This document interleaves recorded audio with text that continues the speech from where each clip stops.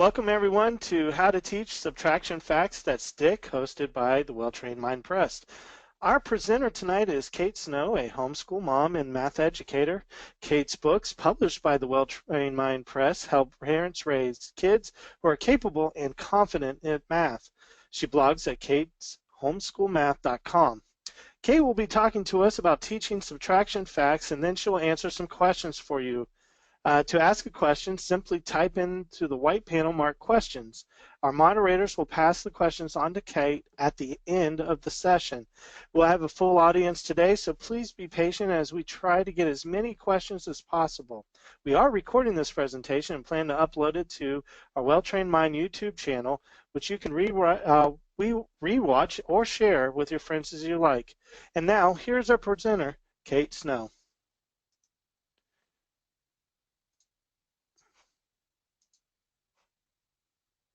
Hi everybody, welcome. I'm just going to get my slides up here.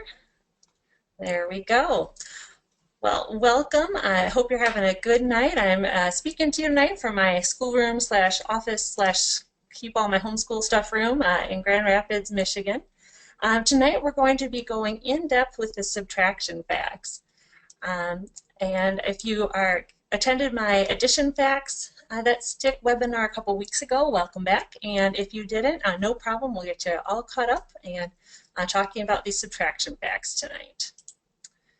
So I've been teaching math for a long time, over 15 years here, and this is a picture of my my very first class of 5th graders. Back, oh gosh, these guys are like well out of college.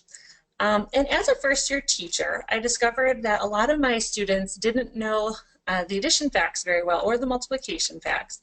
And I resolved that no child was going to leave my class without knowing those. But as a first-year teacher, I assumed that if they knew the addition facts, they'd be able to figure out the subtraction facts. Because, you know, that makes sense. As adults, we get that, right? So if we know that 8 plus 5 equals 13, we know that we're putting together two parts, a group of 8, a group of 5, that makes 13. And so we know that if we take one of those parts away, we'll be left with the other part. If I take away the group of 5, I will have the 8 left. I can use that addition fact to help me figure out the subtraction fact. But what I discovered is that I was making two mistakes about the subtraction facts. First of all, I was assuming that my kids could make that abstract leap, that once they had the addition facts, they would be all set. They could reason it out, use that addition fact, and use it to figure out a subtraction fact. Even for 5th graders, that can be a bit of a leap. They need hands-on, real activities to really cement that connection and allow them to do that. And when you're talking about 1st and 2nd graders, that's a very abstract piece of reasoning for them. The second mistake I was making as a first-year teacher is that using related addition facts isn't always the best strategy for kids. It really depends on what the numbers are, what the best approach is. We're going to be getting into that in more detail. But sometimes using a related addition fact doesn't help a whole lot. So for example, if you're doing 8 minus 1, I mean, you could think, well, 1 plus what equals 7, but it sure is a lot easier to just take 1 away from 8. And so the addition facts are very helpful for kids as they learn the subtraction facts, but we do need to teach the subtraction facts explicitly with as much care as we give to the addition facts, because otherwise kids will struggle with them. They need that scaffolding, that support as they learn them. So here's our agenda for tonight. First, I'm going to start with kind of the big picture of how to teach the subtraction facts, kind of the overall philosophy of it. I tend to like to know kind of where I'm going before I get into details, so I'm going to start that way tonight. Then we're going to talk about specific strategies for different sets of subtraction facts. That's where we'll really get into kind of the nitty-gritty of how do you actually teach this. And then lastly, I'm hoping to save a bunch of time for questions. We'll start with questions about the subtraction facts, and then if you have other questions about homeschool math, I'd be happy to tackle some of those as we have time. As John mentioned, if you have questions as I'm going along, please just go ahead and put those in the question box, and then I'll take a look at all of those at the end. So that is our plan for tonight. All the information that I'm going to be sharing with you tonight comes from my new book, Subtraction Facts That Stick, available from Well-Trained Mind Press. You can use all of this information without buying the book. It's all, I hope that these strategies are helpful whether you buy the book or not. But the book kind of makes it a no prep, open and go experience for you. It kind of gives you scripted lessons, games, worksheets, and things like that to make it really easy to teach. It's available now at welltrainedmind.com in both paperback and in PDF. And it's available for pre-order at Amazon, and it'll be released there in a couple of weeks. Okay, so let's get into the subtraction facts here. So most math curricula go straight from having kids learn the concept of subtraction to memorizing the subtraction facts. And in practice, this usually looks like one of two things. Usually it looks like either hours of rote memorization, so lots of flashcards, lots of worksheets, maybe some apps, maybe some games, but lots and lots and lots of time spent seeing those facts over and over and over again to try to get them to really stick. Or when kids don't quite know them yet, when they're still working on them, it involves usually lots of counting on fingers because kids don't really have many other tools in their toolbox for approaching it at that point. If they've just learned the concept of subtraction and don't have any specific strategies, kind of all they have left to do is either memorize or count. And both of these approaches are problematic. With rote memorization, it takes a long time to memorize 81 individual pieces of information. That's how many subtraction facts there are. Children often feel overwhelmed. It feels like a really big task to get all of those subtraction facts learned. Children also learn something about math for their math attitude that's not super helpful, which is that they learn that math is something to be memorized, not understood. Math is a discipline that it builds step by step, block by block over the course of years. Each thing that kids learn it does really build on something they've already learned. And so when kids are starting to memorize and not see how all the blocks fit together in, let's say, second grade when they're working on subtraction facts, that can be problematic down the road for whether or not they're memorizing or understanding later on. And then lastly, the worst thing about rote memorization is that even after all of that time spent on the facts, a lot of times they aren't retained. They kind of go into short-term memory and then they go out again. And now counting is also problematic. And I don't want to lead anyone astray. Counting is a great thing for young children. We should count everything with young children. Candy, blocks, steps, books, crackers. Counting helps young children really understand what numbers are all about. And so counting with our kindergartners and first graders and second graders even is a very good thing for them to be doing as they understand numbers. And when you're first teaching subtraction, counting is essential for understanding that concept. If we use blocks or circles or fingers, it's fine to use for kids to use counting as they figure out kind of their first subtraction problems. But the problem is that counting gets in the way of learning the facts if kids continue to rely on it. Just like rote memorization, it takes a long time. But in this case, when they're counting every problem, it takes a long time for them to figure out every problem. It's easy to make mistakes, especially when they're doing a long, complicated problem, say like 15 minus 7. It's a lot of counting. It's really easy to accidentally make a mistake somewhere. I don't know about you, but at my house, at least, it drives Mom batty. Watching a child count out every problem can be really not good for Mom's patience. But most importantly, when kids are counting to find subtraction answers, all of their mental energy is being spent keeping track of the counting. They don't have any brain space left over to really think about the number relationships, think about how the numbers relate to each other and what strategies they're using. And so counting really gets in the way of learning the facts. And so what we need is a missing link that helps kids master the facts, but without relying on counting or on rote memorization. And there is a missing link that can help us to do that. And it really has two parts. It's visualizing the numbers, teaching kids to visualize the numbers, and then also having kids learn subtraction strategies, which allows them then to manipulate the numbers that they can visualize. Our goal is still to have the kids know all the subtraction facts fluently, but once they can visualize the numbers and manipulate them, as they practice that, They get faster and faster until they just know the subtraction facts. They can just see them in the blink of the eye. We're really using this as a bridge to getting to mastery of the subtraction facts. So strategies are great, but they're not the end. The goal is to have kids just know them at the end. The strategy is that kind of missing link that gets them there. So visualizing numbers is called subitizing by math educators. And it's just a fancy word for being able to tell how many there are without counting one by one. Brain scientists tell us that we can only keep about 5 things in our heads at a time. And so kids have a lot of trouble subitizing more than 5 things. If you take a look at 2 or 3 of something, it's easy to tell how many there are. Once there's more, though, we can't tell if they're just kind of in a pile. And so here's what that looks like. You can see at the top that there's just kind of a pile of little green counters. And at the bottom, they're organized in a little frame called a 10 frame. Both groups have the same number of counters, but at the top it's very hard to tell how many there are unless you count them one by one, or you might subdivide them into a couple groups and see how many are in each group and add them together. But you can't really tell at a glance. It takes a little bit of figuring out. Now, the 10 frame, it does take a little bit of time for kids to get used to using it, but with just a couple days of practice, kids can learn to recognize numbers on the 10 frame just like that. So the 10 frame, you can see, is a grid with 10 boxes, and there's a dark line in the middle that divides it into 2 groups of 5. 5 squares are on the left and 5 squares on the right. And what that dark line does is it breaks it into 2 parts that we can see more easily because we can keep track of 5 things at a time.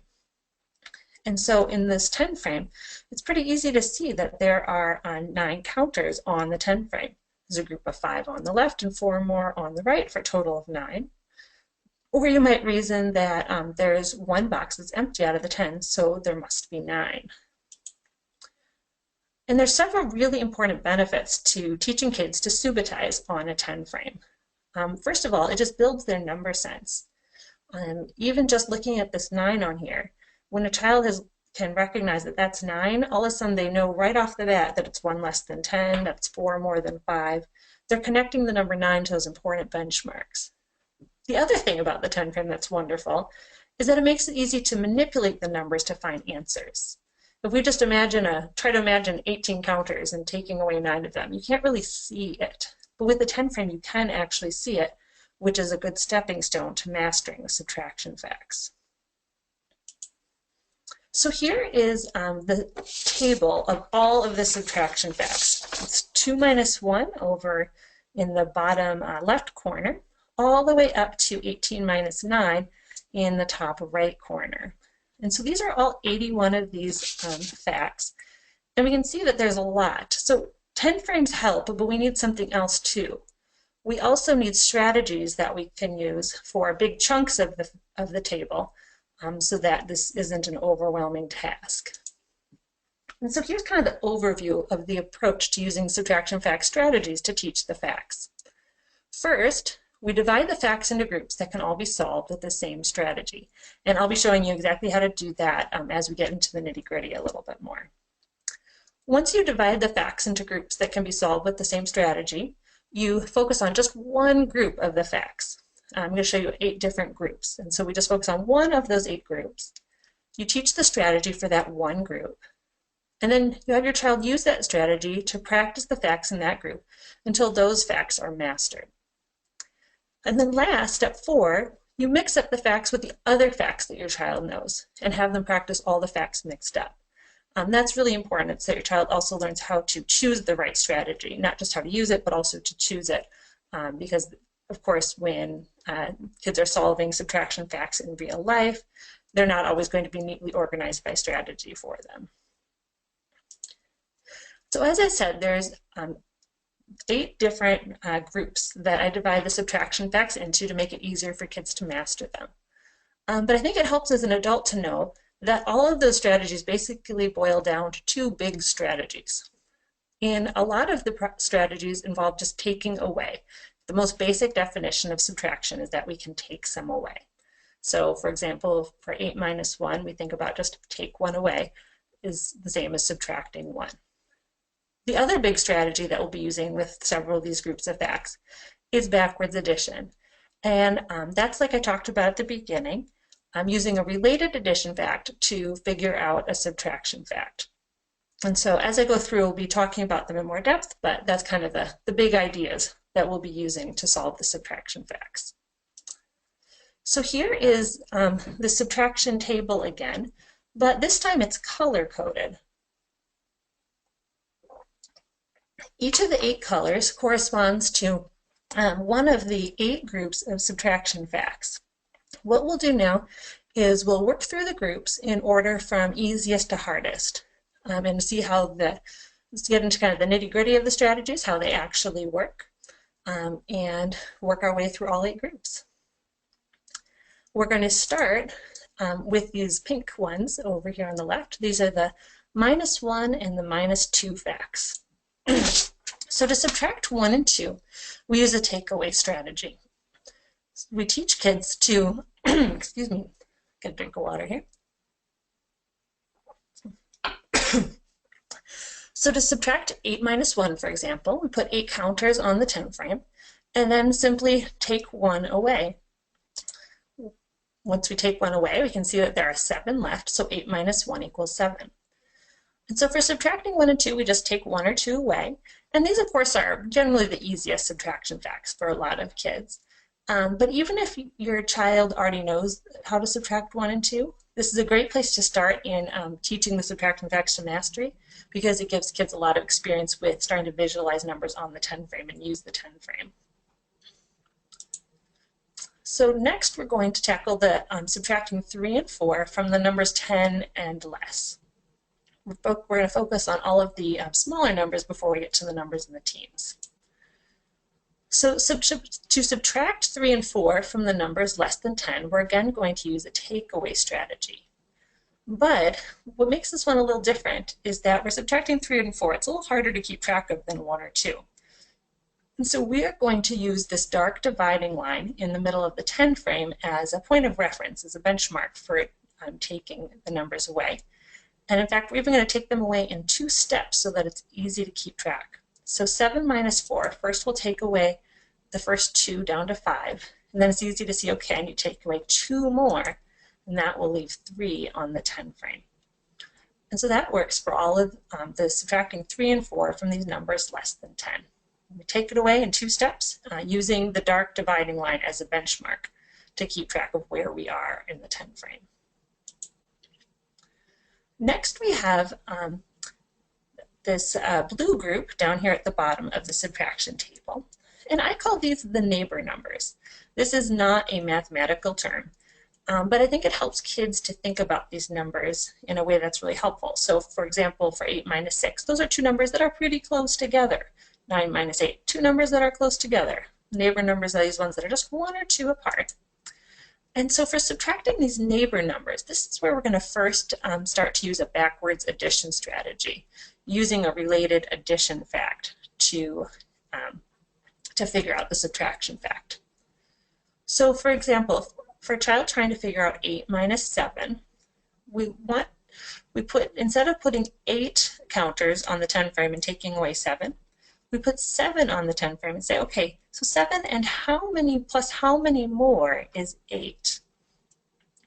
It's easy for a child to see that it's just going to take 1 more counter to get up to 8. So 7 plus 1 equals 8, and 8 minus 7 equals 1. Kids need a lot of practice, but because we're using such easy numbers, these simple neighbor numbers, this is a great group of facts for teaching kids this connection between the subtraction and addition. And using this language of plus how many more really helps to cement that as well. That we have, so 8 minus 7, 7 plus how many more would be 8, helps them to think about that and to think about that related addition fact. Next, we're going to get to these pink ones, and this finishes out the differences that basically where we're subtracting from a number that's 10 or less. And so now we're subtracting 5, 6, and 7 in there. And again, we're going to use backwards addition for these. So to find 9 minus 6, we can rewrite it as 6 plus what equals 9 and put 6 on the 10 frame. Now the child can look and see, okay, how many more boxes would I need to fill in to get up to 9? And see that there's 3 boxes that she'd need to fill in to get up to 9. And put the counters there to confirm. And see that 6 plus 3 equals 9. So 9 minus 6 equals 3. That takes care of all of the subtraction facts where we're subtracting from 10 or less. And now we're going to go over to this tan group. This is subtracting 9 from numbers in the teens. And because we're now dealing with numbers in the teens, we'll now need 2 10 frames. And because kids have now worked with backwards addition with smaller numbers, they're ready to use backwards addition with more difficult numbers. So for 14 minus 9 as an example, we can think of that as 9 plus what equals 14. Well, the structure of the 10 frame makes it easy to add up to 14, to think, okay, I need 1 more to fill in the 10 in the top row, and then I'm going to need 4 more in the bottom row. I'm adding 5 on to get up to 14. So 14 minus 9 equals 5. Next come the minus 8 facts, and these are very similar to the minus 9s. Again, we're going to use backwards addition to do, so for example, with 15 minus 8, we can think 8 plus what equals 15. It takes 2 counters to fill in the top 10 frame, and then 5 more to fill in the bottom 10 frame, for a total of 7. So 8 plus 7 equals 15, and 15 minus 8 equals 7. And so now we're starting to close in on just these last couple of groups. Next, we're going to subtract these, or work on these blue facts. These are minus 3, minus 4, and minus 5 from numbers in the teens. And for these ones, we go back to a takeaway strategy. Because they're smaller numbers that we're subtracting, usually kids find it easier to try taking it away. But we're going to take it away in 2 steps and use the structure of the 10 frames to help. So for example, for 12 minus 4, we need to take 4 away. First, we'll take away the 2 on the bottom 10 frame, and then we need to take away 2 more so that there are 8 left total. So 12 minus 4 equals 8, but we took that away in 2 steps. And that's a really nice thing about the 10 frame. You know, sometimes we might try to explain that to kids abstractly, but the 10 frame makes it so visible and so hands-on. It's very easy for kids to understand why that works when they can really move the counters around and see it, not have to count it to figure out the answer. And then our last group is subtracting 6 and 7 from numbers in the teens.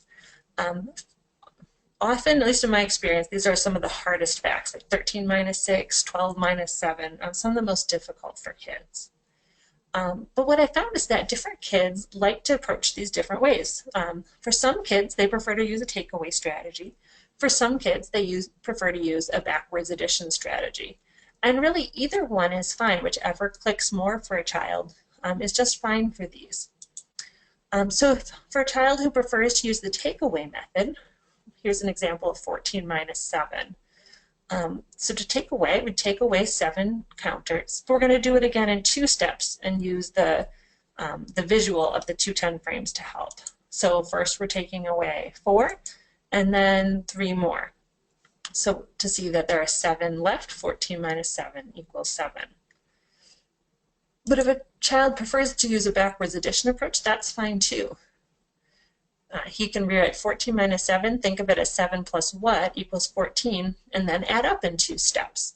So add 3 more on to fill in the top 10, and then, oops, I have too many counters on there, sorry about that. And then there would be 4 more in the bottom 10 frame for a total of 7 counters added on. Now with all of these strategies, you want to go through them step by step. First, use manipulatives to teach and practice each strategy. You'll be receiving an email tomorrow with a link to a sample of the book, and in that sample you'll find your own 10 frames to print out and use at home. So after you use manipulatives to teach and practice the strategy, then as your child gets used to using the strategy with the manipulatives, the next step is to move the child to encouraging her to visualize the 10 frame, to see it in her head rather than always working it out with counters. Some kids will move to that quickly, some will need a little more practice with the hands-on manipulatives. And then as your child begins to visualize the 10 frame, she'll be able to see the answers and begin to just kind of know them. So be able to just see in a flash, oh, 14 minus 9. Oh, I can see I need to add up 5 more, so 14 minus 9 equals 5. And so as I said, all of these strategies you can use on your own with what you learned tonight. But if you'd like all the work done for you, Subtraction Facts That Stick will guide you step by step. I've written a scripted lesson for each strategy that shows you how to use it, how to use this 10 frame to demonstrate it, and then include a fun game that practices all of the facts for each strategy and worksheets that practice the new facts and provide cumulative review. I recommend you spend about 1 week per strategy, and about 15 minutes per day, 5 days per week is a good amount for most kids. Usually after 15 minutes, they're not learning as much, so that's about the max for most kids. And I recommend 1 week, but of course, you know your child best, and what you really want is for your child to achieve mastery with one strategy before going on to the next one, no matter how long that takes, even if it's more than a week. So the way the book is set up, that on the first day you teach the new strategy, and as you can see here, it's a scripted lesson with illustrations about how to teach it with counters and 10 frames. You also introduce a new game on the first day, and the new game practices just the facts that you're working on with the new strategy. And games are really terrific because they're fun, of course, with a lot of practice in a short amount of time in a fun way for your child. They're interactive, so it's nice time together. And then the other thing is that it allows you to see how your child is doing with the strategy and correct any mistakes before they become habits. And if you see your child counting on her fingers, to have her stop and have her use the strategy. So it's a fun way to learn math, but it's also a really effective way to learn math. And then the rest of the days of the week, you play the game again and complete a practice page. And the practice pages they practice all the facts for the week, and then also review the previously learned facts so that they don't slip out and that your child gets cumulative review to really make them stick. So Subtraction Facts That Stick is available now at welltrainedmind.com and available for pre-order at Amazon. And so before I get to questions, I just want to let you know about an upcoming event I have going on. If you have a 3rd to 6th grader or so and are teaching them fractions and would like to know how to learn how to teach those better and understand them better yourself, I'll be teaching a 3-session workshop on everything you need to know to teach fractions. This will be on a few Tuesdays in February and March. You can see the website there at the Well Trained Mind Academy, the courses for adults, for more information about that. A couple other resources that I have for you is that, so as I said a couple weeks ago, I presented on addition facts that stick. Addition facts, it's important that your child knows those before tackling the subtraction facts, because the subtraction facts depend so much on the addition facts. So if you're not quite sure where to start, I definitely recommend starting with the addition facts and then working up to subtraction facts. And if you have a preschooler, I have a book called Preschool Math at Home that will help your preschooler. It's a bunch of kind of fun 5-minute activities, but they progress in difficulty gradually so that you can take your child from basic counting up to the beginning of addition and subtraction, and teach subitizing and how to recognize quantities along the way. And then I also blog at kateshomeschoolmath.com, and there's lots of articles there, curriculum reviews, lots of information, so check that out if you're looking for anything. And I have a Quick Wins newsletter there. Look for that in the top menu, and that's just a newsletter I send out about once a week or so, depending on the week. And usually it just has like a 2-minute tip of something that you might not know about teaching math, and that's how I let people know about when I have a new article out. So thank you all so much for attending tonight. Now it's time for me to take some questions. So if you have some questions, please feel free to put it in the question box. I will do my best to get to as many of the questions as I can, but we do have a lot of people attending tonight, so there may be a lot for me to attend to here. So I'm going to open them up here. Let's see. I'm not seeing my questions. My moderator is getting them for me here, I think. let's see. Oh, we don't have any questions yet. So if you have a question, please feel free to go ahead and type it in.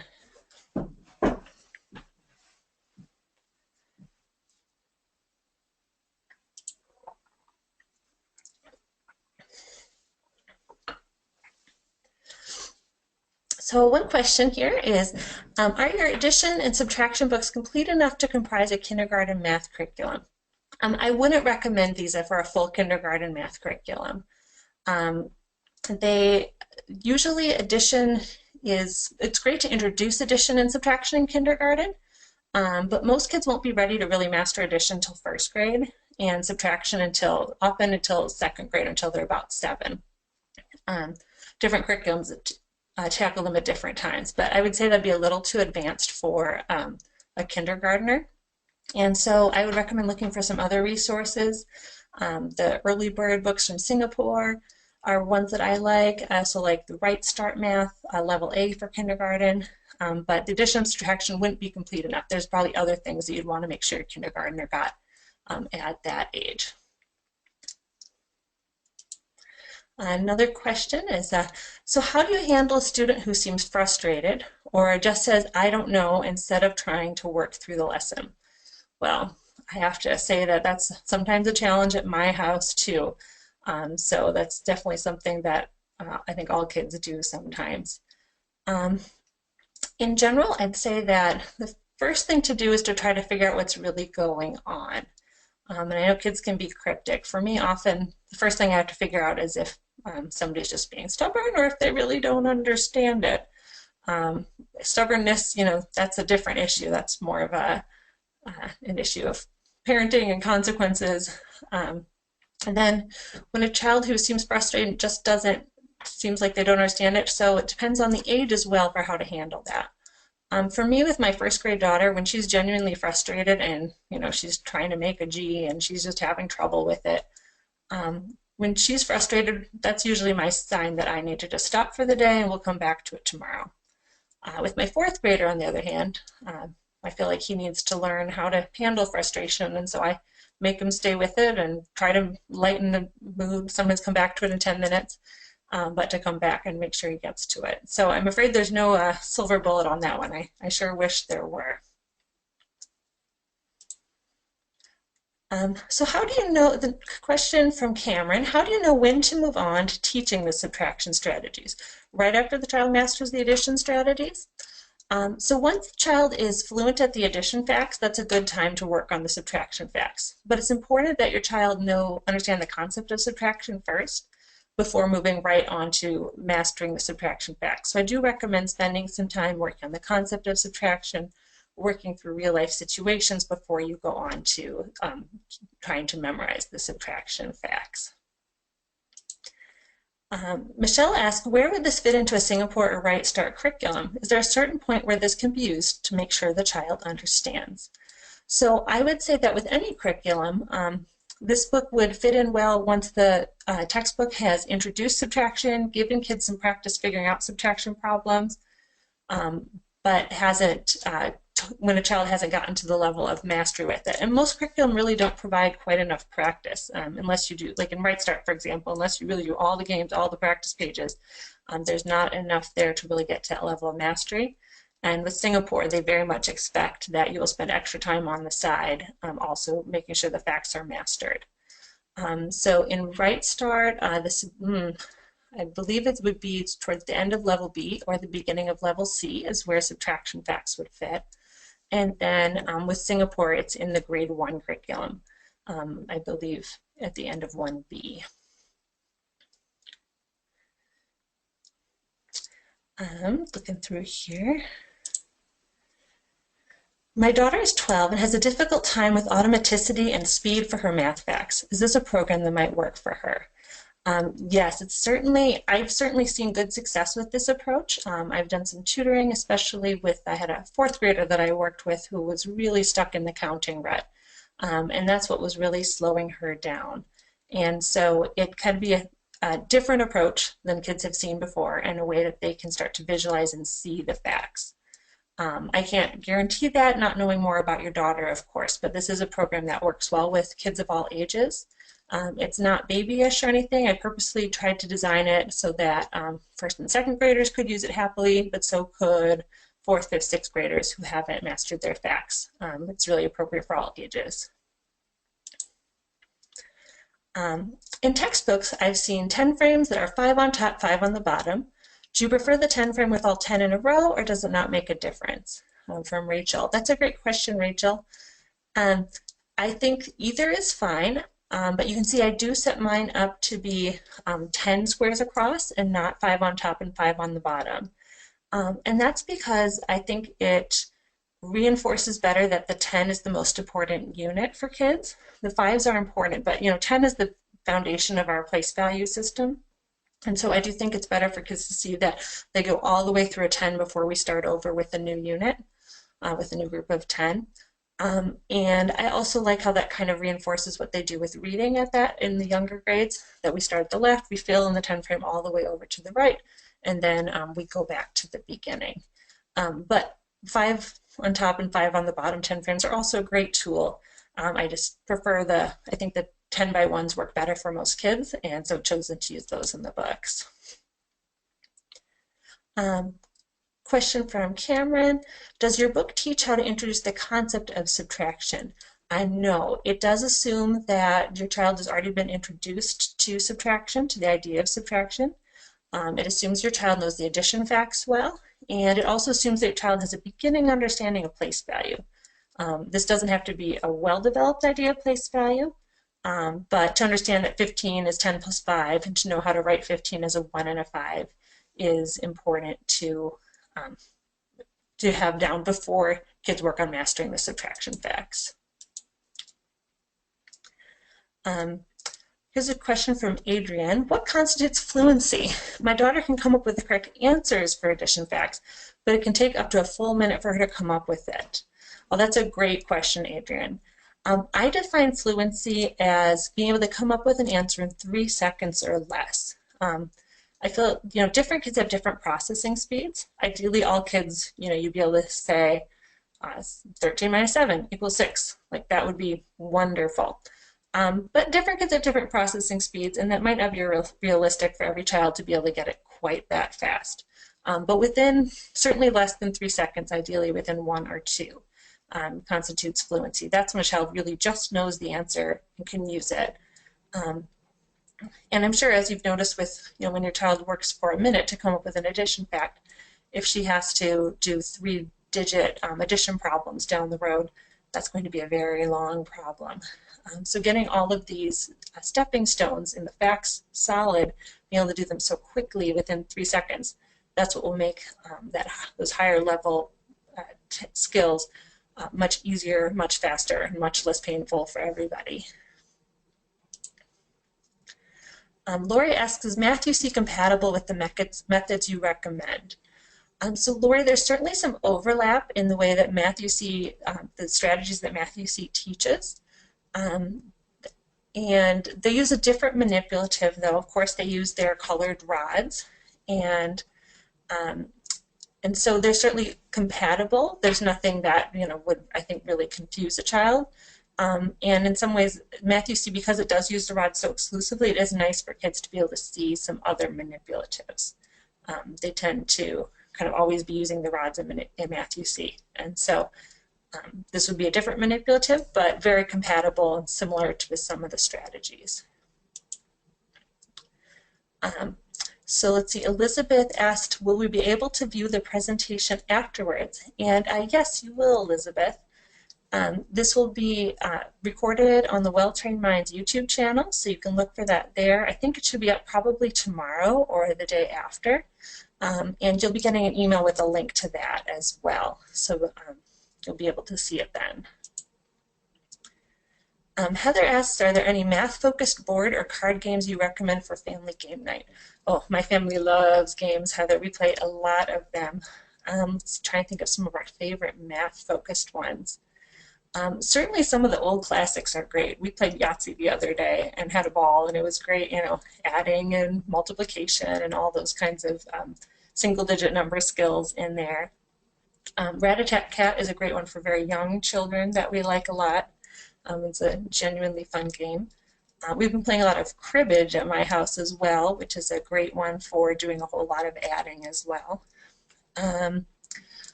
Let's see, and then Heather, I did a podcast with Pam Barnhill last year on morning time math, and I had some recommendations for more board and card games in that podcast. And you can find that on her website. It's edsnapshots.com, or you can just search for Your Morning Basket, I think on episode 18. And there's a list of resources in the show notes for that one. Another question here is from Greer. We use Singapore math, which is heavy on mental math strategies. My third grade son sometimes refuses to write down steps to multi-step math problems and tries to do everything in his head, but often will err because he loses track of the steps. How do I encourage an appropriate balance for using mental math? Oh, that's a great question, Greer. And it's Singapore is wonderful at teaching the mental math strategies. My fourth grade son also loves to do all of his math in his head and just loves to get it, to figure it all out, hates writing everything down. So this is a battle that I fight sometimes as well. What I try to do is to just be really clear about when I'm expecting something to be mental math and when I'm expecting a written out answer. And so when it's a vertical problem, everything's all lined up, I'm very clear, like I expect you to write this problem out and show me all of your steps. When it's just a mental math warm-up, then I'm fine, of course, with them using mental math strategies. So I do think clarity helps there. And sometimes I just have to make him do it. The primary curriculum I'm using with my fourth grader is Beast Academy, which has a lot of mental math strategies in it, a lot of opportunities to use mental math. But I'm even so mean as to sometimes pull out just a plain old textbook and run staff textbook, which is very traditional, and make sure my son copies a few problems and practices all those written out steps. Because he does tend to resist, and I know he needs to have that practice as well. The mental math, it's kind of a balancing act. We want our kids to have great mental math skills, great number sense, but also great skills at computation, because they're going to need all of those things to be successful at higher math. And it looks like that's all of the questions that I have in here, but we have a few more minutes, so if you have anything else you'd like to ask about, please feel free. While you're doing that, couple other questions I often get about subtraction facts that stick. We talked about what kids need to know beforehand, which is the concept of subtraction and their addition facts. Another thing that I often asked is if you need to have a bunch of stuff to be able to use the book. And the answer to that is no. It's all household materials, just there's a few things that you'll need from around the house, like a deck of cards, a couple things used as playing pieces, but other than that, everything's included. A question from Lisa, which is a general math question, that she has a kindergartner that did Singapore's Essentials Kindergarten and is now in Right Start B, just at the beginning at lesson 13. She's resisting the lessons, but likes the games. Would you just go really slow and wait until she starts to engage and play a lot of games? And you wonder if the Right Start approach might not match her personality. That's hard to tell. For that, I feel like I had a kindergartner in the same boat last year who often could do the math, but was just kind of resisting the style. I'd recommend that you do go slow, play games, and keep it really light, especially in kindergarten. It's fine for kids to be especially if you're already in Right Start B in kindergarten, you're doing great. So to go slow, to enjoy it, to set some good work habits. Of course, I think kindergarten is a great time for getting kids used to sitting at the table and doing what mom tells them for a few minutes. But to keep it light and keep it very short, and to keep it as fun as possible, to keep math an enjoyable time for both of you right from the start. Question, are you planning to write a book for multiplication or division facts? Yes, I am. That's something that is in the works. It'll probably be a while yet. It's not drafted entirely yet, but I am planning to work on those to continue the series. And a question about, oh, how much extra drill do you feel is appropriate for Beast Academy users? We're trying it out this week. My son loves it. It depends a lot on your child. I do have kind of I have several articles on my website about how to use Beast Academy and how I use Beast Academy. I think the most important thing about it is understanding that some days you're going to do like 3 or 4 pages, and some days you might solve 2 problems. And that both are worthwhile use of your time because the problems there are so meaty and interesting. My son also loves Beast Academy. And so for me, basically I try to add an extra 5 problems a couple times a week. So like 5 long division problems one day, 5 2-digit by 2-digit multiplication problems another day, just to help keep his skills sharp. And then if I ever notice anything slipping, then I just put a little bit more in there. I think sometimes it can feel like we have to be on top of every single thing as homeschool parents, that we always want to make sure we're always ahead of them and always making sure that we're keeping up every single skill they have. But they usually show us, if they're having trouble with something, we'll notice it in their work. And then that's a good time to just bring it back and to review it. Sarah asked, can I teach subtraction to my preschooler? So using this book would not be appropriate for a preschooler, or doing the worksheets wouldn't be appropriate for a preschooler. It'd probably be too difficult, probably be frustrating. But you certainly can teach subtraction as a general idea to your preschooler. And doing it with lots of just real life situations, real life things around the house is wonderful. And even starting with something as simple as a plate of 5 crackers and saying that you're subtracting 1 as you eat 1 each time. So 5 minus 1, oh, look, there's 4 crackers left. 4 crackers, I subtract 1, I eat it, 3 are left. And I do have a few activities about that in preschool math at home as well, if you'd like a little guidance along the way. You can also do that with pictures, and draw pictures and cross them out. And there's also some fun picture books for doing subtraction with a preschooler. Anna's asking, do you recommend finishing C level of Right Start before switching to another program, or could it be switched out after B level? People tend to do a lot of different things with Right Start. It's a great program. So lots of games, lots of hands-on activities, so it's fine to go all the way through with Right Start. It's a well thought out, well planned program, and one I certainly recommend. I personally went through level C with my 4th grader and level B with my now 1st grader. And for my 2 kids, it felt like it moved a little too slowly at that point. I was using 1st edition. And I felt like they were ready to be more independent, and so I wanted to move to something that was easier for them to use. So I moved them both to Singapore at that point, and then my son is going on to Beast Academy. So that's just my personal story.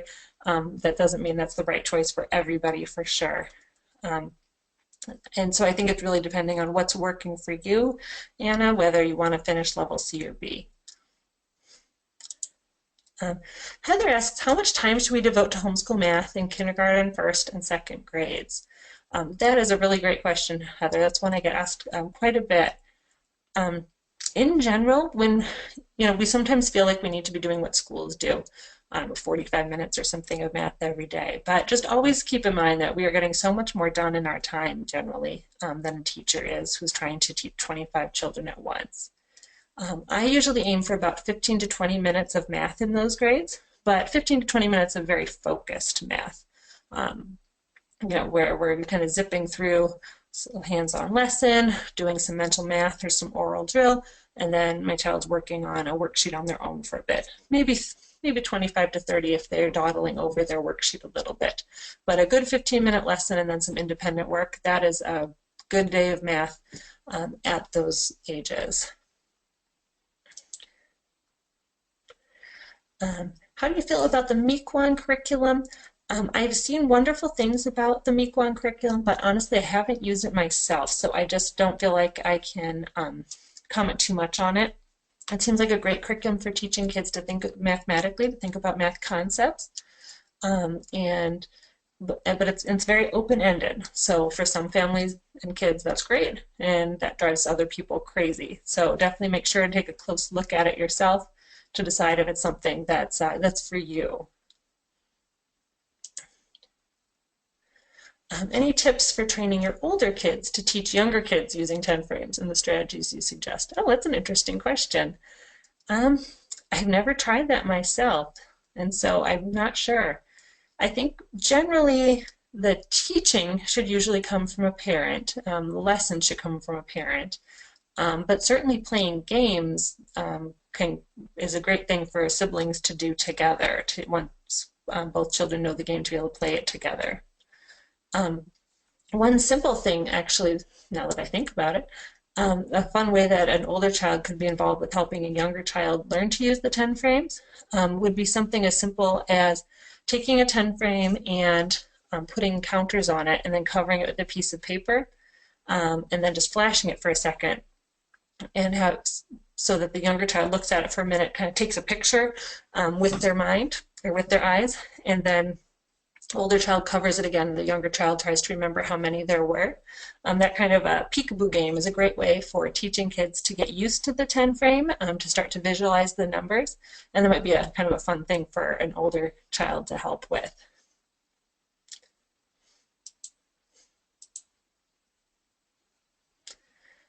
Okay, well, I think that is, looks like that's the end of our questions tonight. Thank you all so much for coming tonight. I really appreciate it, and I hope you've learned something new about the subtraction facts. I wish you all the best in all of your teaching endeavors. Thank you.